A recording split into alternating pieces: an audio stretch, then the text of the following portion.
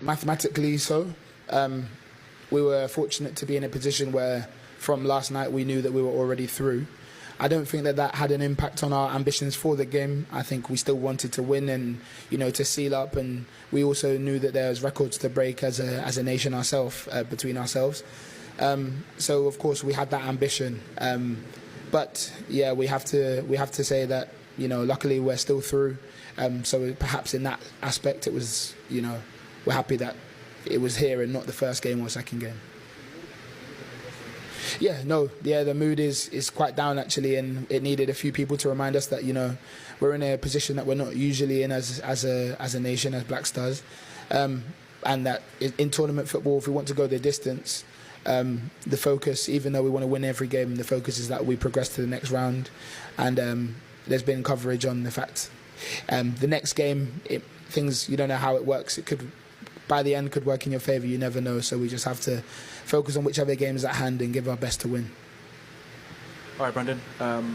First of all, congratulations for qualifying to the next round. What exactly was the mentality coming into this game, having already qualified? And how much did you guys also enjoy the performance, considering it was more offensive than we've seen in previous games? Yeah, I think speaking from being on the bench in the first half, I could get a feel for what the perspective was, and definitely, hearing people cheering people to go for the game and to go and attack and express, it's where we want to be. We know that there's so much talent in the squad, and we want to be able to impose that on our opposition. But saying that, even in the games where we might have been seen as more defensive, I think that there's a lot of fear from other teams of what we do on the counter. So that's not to be slept on, because there is a very attacking threat even in those defensive phases for the transition.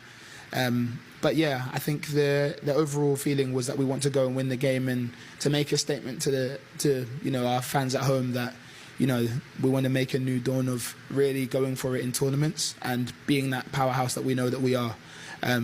So we're definitely disappointed that we didn't win today, but we know we have that feeling inside to go and progress.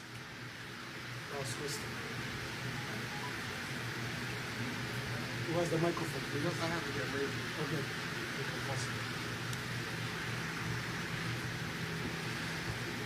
Brendan, coming into the World Cup, how was the feeling like? The second question, when the team had to wait for VAR, for the referee to declare it was a goal, what was the feeling among the players? Yes, I think coming into the World Cup, there's a lot of ambition, a lot of hopes, and what we want to do as a collective, on an individual basis, and I think it all encompasses within each other that we want to be successful. And we're glad that when we look around the dressing room, we see a lot of talent, a lot of ability, and a lot of hunger to go into to make a name for ourselves as a nation, and to keep that legacy going. I think in terms of the VAR question, we believed that we'd done everything right, that our player was onside. It's not in your hands, and we've seen lack of VAR in previous games, so perhaps it was